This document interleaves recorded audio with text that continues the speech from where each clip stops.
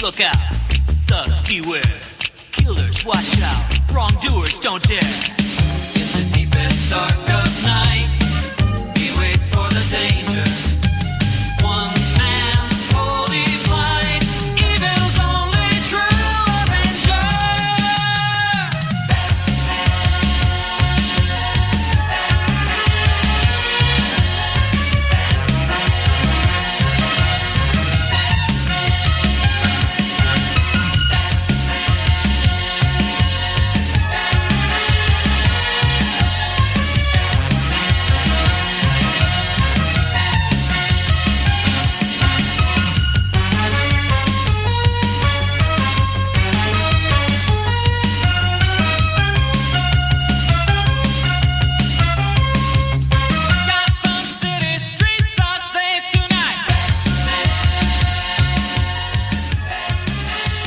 I've been on the receiving end of this long enough.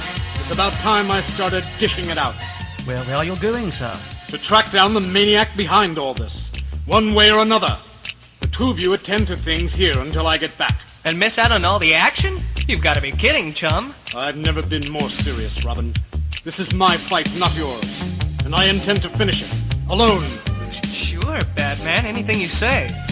I've never seen the Master more determined, more grim. Frankly, young Robin, I'm worried about him. So am I, Alfred. But the Batman can take care of himself. And right now we have a few other things to worry about. Moments later, several thousand miles away, Master Stuntman Jack Edison picks up a ringing phone. Yeah, hello? Who is... Oh, it's you. Don't tell me you demolished another one. Actually, Jack, this time we had a little help. Somebody bombed the latest Batmobile you built for us right here in the Batcave. And you want me to build you another one, right? And the sooner the better. We'll pay the usual, of course, plus a bonus for your inconvenience. My inconvenience? You're kidding, right? I wouldn't even be here today if your pointy-eared partner hadn't dragged me out of that flamer a few years back, barbecuing himself pretty good in the process. Next to that, a little inconvenience don't exactly count for much. Besides, I've worked out a few improvements for that buggy on paper that I'm dying to try out for real. This just gives me the excuse I needed. Thanks, Jack. We really appreciate this. No sweat, kid. I'd build you guys a bouncing bathtub if you asked me. I owe you, and Jack Edison always pays his debts. They need me back on the set, so I gotta run. Your new Batmobile will be waiting at Gotham City Pier 64 in a week. Try not to lose this one so quick, kid. Okay? Well, that takes care of that problem. It's a comfort to know that the car you're driving was hand-built by this country's greatest stunt driver. But that still does not solve the greater problem, Master Robin. Precisely what are we going to do about the Batman? Well, I don't know about you, Alf, but I intend to disobey orders. Batman is going to get my help whether he wants it or not. Shadows spill across the night-lit streets of Gotham like so many random jigsaw puzzle pieces. And in a secluded alleyway where the shadows run thickest... You've been panhandling all day, old man. Whatever money you took in, I want it. Huh? Are you all right, Shamrock? Hey, Batman, just a wee bit grayer around me temples. You think you're tough, don't you, Batman? But there ain't nobody so tough they can't be wasted. That's right, punk. Go for it. Pull that knife or that Saturday night special you've got stuffed inside your jacket. Come on, punk. Try it. Give me an excuse. No way, man. I ain't that crazy. Just read me my rights, and I'll go quietly. You've got me all wrong, punk. I don't intend to arrest you. I just want to give you a little warning. If anything should ever happen to my dear friend Shamrock here ever again, even if you had nothing to do with it, it's you I'll come looking for, punk. Remember that. Don't you worry, Batman. That ain't something I'll ever forget. Sure, and that's another one I'm owing you, boyo. Now what can old Shamrock be doing to repay you? I don't want much, Irish. Just a little information. But when the Dark Knight detective has explained his dilemma... Good and Lord knows I'd like to help you, laddie, but I can't. I ain't heard a word in that direction. Maybe if you try one of the others. I'll do that, Irish. I'll just do that. In the minutes that follow, the Batman seems to be everywhere at once. Prying, probing, asking the same pointed questions again and again. But unfortunately, the answer is always the same. Wish I could help you, Batman. Thanks anyway, slugger. Forgive me, good sir, but the knowledge eludes me. Thanks anyway, poet. Sorry, Ducky, but I hate a blinking thing. Thanks anyway, Queen Bess. Thanks for nothing. And the hunt goes on and on. Batman, don't you ever bother to knock? I haven't got time to stand on ceremony, sir. I need your help.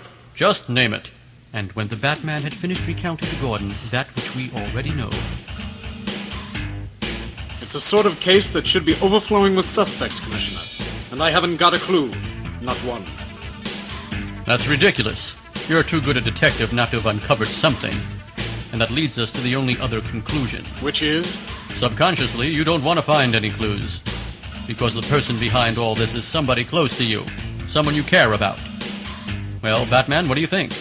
Have I struck a nerve, or... He's gone. In all the years I've known that man, he hasn't changed. So mysterious, so elusive. There are times I'm astonished that I ever got to know him at all. At first, he was only a shadow, a whispered name, a grim symbol at the bottom of a hastily scrawled note that read, "Here are the punks who robbed the First Federal Bank. They're all yours." But slowly, inevitably, the shadow began to gain substance. Put away your weapon, Collins. You're only wasting ammunition. But, sir, that widow is getting away. I wouldn't worry too much about that if I were you, Collins. I have the uncomfortable feeling that we'll be hearing from that character again. And I didn't really have to be psychic to make that assumption. And the days and weeks that followed proved me depressingly right. The Joker, the Catwoman, Dr. Death, criminals who had constantly eluded my best men were tracked down by this mysterious manhunter and dumped all but gift-wrapped on my doorstep. Whether he intended to or not, the man was gradually turning my entire department into a laughing stock. Blast him! One way or the other, this has got to stop. The Batman became an obsession to me. Even when my mind should have been on other things, I found myself wondering what made him tick, what strange compulsion drove him. But nothing I imagined could have prepared me for the startling reality, when he and I finally stood face to face. For the first time in my life, I froze for an instant, and that instant was all that he needed. Wait! Come back! But he was already gone, swallowed by the shadows which seemed to spawn him. For weeks I've tried to hunt him down, and now he saves my life, without ever saying a word. In God's name, what kind of a man am I dealing with? I finally learned the answer to that, late that same evening as I sat at my desk shuffling through another seemingly bottomless pile of reports. Excuse me for dropping in uninvited, Commissioner. Who? You! I thought it was about time we had a little talk. A little talk? Mister, I have only one thing I want to say to you. You're under arrest! This time my gun hand didn't waver in the slightest. But the Batman stood there for a moment, silent, distant, and then, in a voice that was cold yet strangely compassionate, he began to speak. Commissioner, for your sake as well as mine, put away that gun. I promise you, you won't need it. Oh, and why not? Because we're two of a kind, you and I. Both dedicated to ridding this city of the two-legged parasites who prey upon the innocent. The only difference between us is that my hands aren't bound by red tape. Red tape or otherwise, mister, you're talking about the law. No, Commissioner, I'm talking about justice. For years, Gotham's criminal element has ignored the law you hold so dear, and it's time there was an end to it. I love the law as much as you do, Commissioner, but if I have to bend it to see that justice is done, I won't hesitate. We're on the same side, my friend, and if you don't believe me, then you'd better pull that trigger. I may be making a mistake doing this, but in this business you learn to trust your intuition. I may not be able to give you much public support, but if there's anything else you need, just... He's vanished again, as if he wasn't even human. Oh, but he was human, all right. Very human. In the years that have followed, I've seen him bleed, seen him cry. In fact, the only thing I've never seen him do is laugh. Just knowing him has affected me in ways I can't even begin to imagine. I've become a better man, striving to follow his example. Though I might hate to admit it, the Batman changed my life. But not nearly as drastically as he's changed the life of my daughter Barbara. She was only a teenager when she first set eyes on the Batman as he swept into the study one night to confer with me, and I suppose I'm not surprised she promptly fell madly in love with him. She was a studious girl, my Barbara, almost mousy, but she was still the daughter of a police commissioner. Babs graduated summa cum laude from Gotham State University with a Ph.D. in library science and a brown belt in the martial arts. She became Gotham's chief librarian, and although her adolescent feelings for the Batman had long since been forgotten, they had obviously left their mark on her. For on the night of the policeman's masquerade ball... Well, this Batgirl costume really does things for me. I can hardly wait for the midnight unmasking so I can see the shock on Dad's face when he recognizes his plain Jane daughter. But soon after, as Babs drove toward the party hotel...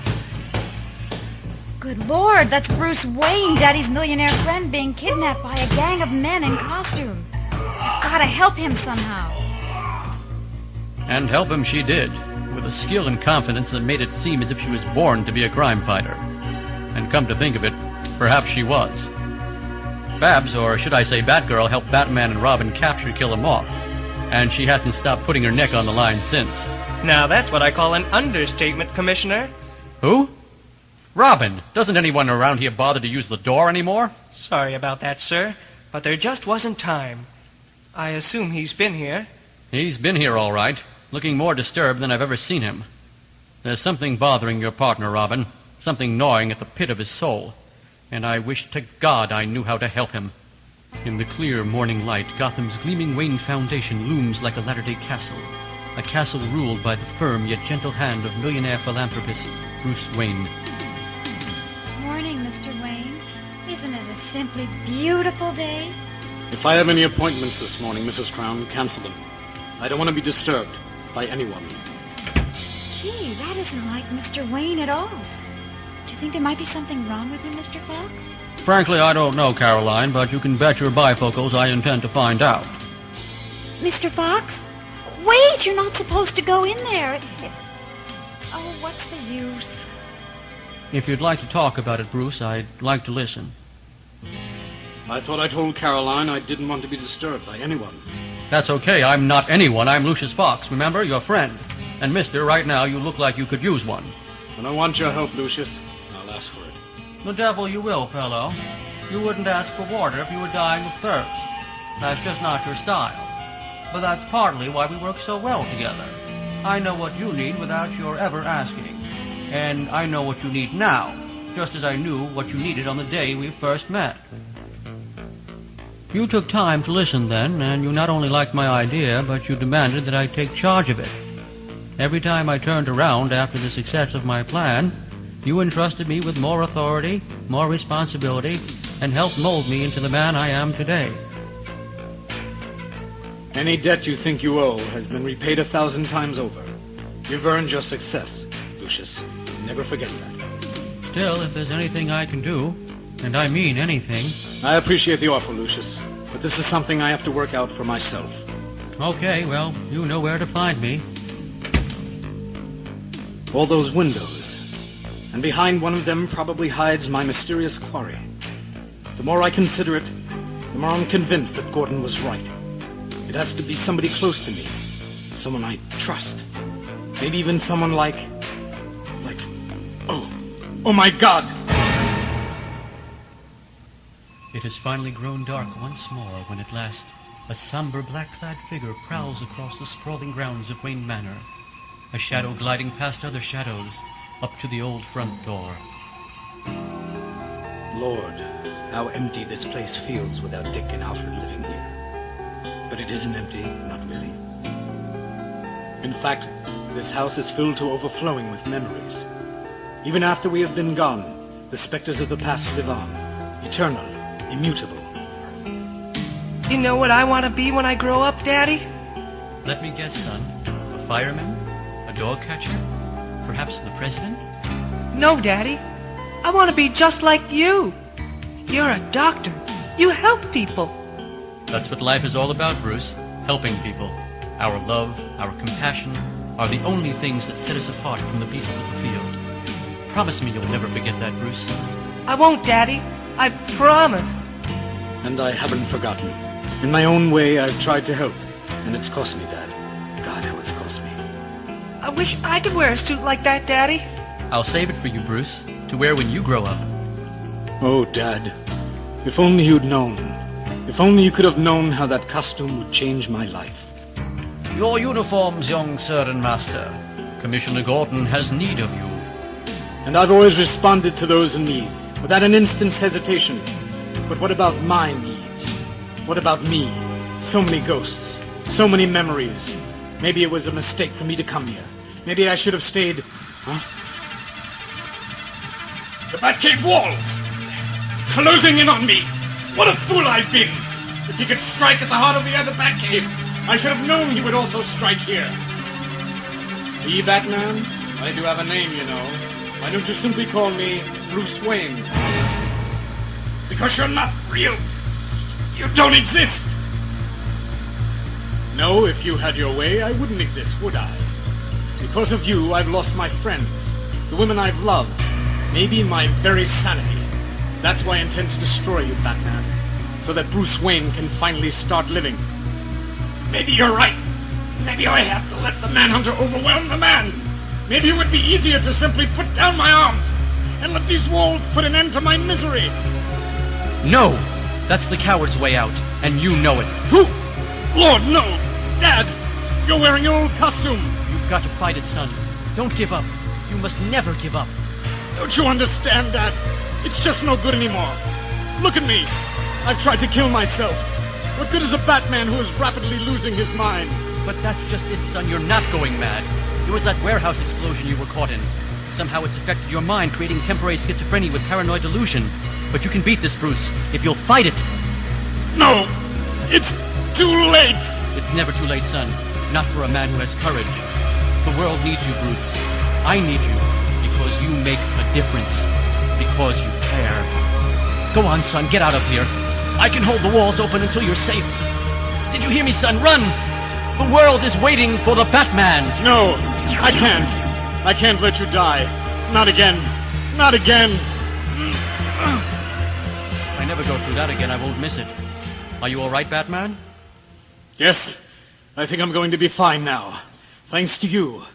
Robin. You knew it was me in the costume? Does it matter? All that's important is that I'm myself again. I think the demons that have haunted me have finally been banished. I figured all it would take would be the right kind of shock to snap you back to your senses. And it looks like I was right. I'd like to be by myself for a while, if that's okay, chum. There are a lot of things I have to sort out for myself. A lot of choices I have to make. And in case I haven't mentioned it, old friend, thank you. You're welcome, pal.